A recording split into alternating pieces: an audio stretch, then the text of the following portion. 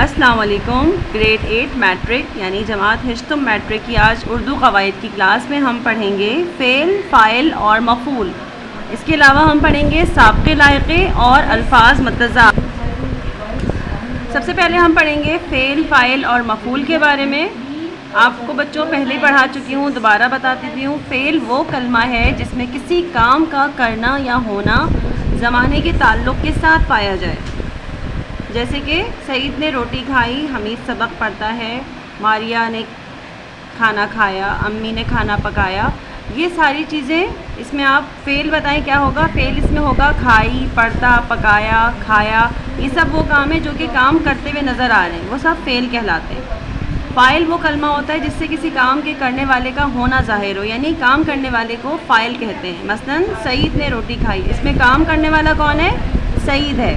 حمید سبق پڑھتا ہے، اس میں کام کون کر رہا ہے؟ حمید پڑھ رہا ہے، ٹھیک ہے۔ اس طریقے سے ہمیں یہ معلوم ہوا کہ اس میں فاعل کون ہے؟ حمید اور سعید۔ اس کے علاوہ ہم آتے ہیں مفعول کی جانب۔ مفعول وہ کلمہ ہے جو اس شخص یا چیز کو ظاہر کرے جس پر کوئی کام واقع ہوا ہو۔ مثلاً سعید نے روٹی کھائی، حمید سبق پڑھتا ہے۔ ان جملوں میں روٹی اور پڑھتا مفعول ہیں کیونکہ روٹی پر کام کیا جا رہا ہے، فاعل سعید ہے، کھائی جو ہے فعل ہے، اور جس پر کام کیا جا رہا ہے، جو کھائی جا رہی ہے وہ روٹی ہے، یعنی وہ مفعول ہے۔ اب ہم آتے ہیں سابقے اور لاحقے کی جانب۔ بعض اوقات کسی لفظ کے شروع میں کوئی علامت لگا کر اسے ایک نیا لفظ بنا لیا جاتا ہے، اس علامت کو سابقہ کہتے ہیں۔ مثال کے طور پہ دیکھیں، آپ کے سامنے پیش کیا جاتا ہے ادب سے بے ادب، سمجھ سے ناسمجھ، ٹھیک ہے۔ ادب سے با ادب بھی ہو سکتا ہے، ٹھیک ہے۔ ان سب چیزوں میں ادب سے پہلے جو لفظ لگا بے، با، یہ سابقے ہوں گے۔ نا سمجھ میں نا جو ہے وہ سمجھ سے پہلے ہم نے لگا دیا نیا لفظ بنانے کے لیے، تو نا جو ہے وہ سابقہ کہلائے گا۔ اسی طریقے سے بالکل لاحقے ہوتے ہیں، جب کسی کوئی علامت کسی لفظ کے آخر میں لگا کر اس سے نیا لفظ بنایا جائے تو اس کو لاحقہ کہتے ہیں۔ مثال کے طور پہ دولت سے دولت مند۔ اب دیکھیں، دولت سے پہلے لگاتے تو وہ سابقہ ہوتا، لیکن ہم نے دولت کے بعد ایک لفظ لگایا مند، اس سے ایک نیا لفظ تشکیل پایا جس کو ہم کہیں گے دولت مند۔ اسی طریقے سے خوف سے خوفناک، خوف کے بعد میں نے ناک کا اضافہ کیا تو ایک نیا لفظ وجود میں آیا جس کو ہم کہیں گے خوفناک۔ ان مثالوں میں مند اور ناک خوفناک لاحقے ہیں۔ اب میں نے آپ کو سابقے اور لاحقے کی مشق، جو کہ درج ذیل حروف کی مدد سے میں نے آپ کو سابقے اور لاحقے بنا کر بھی دکھائیں۔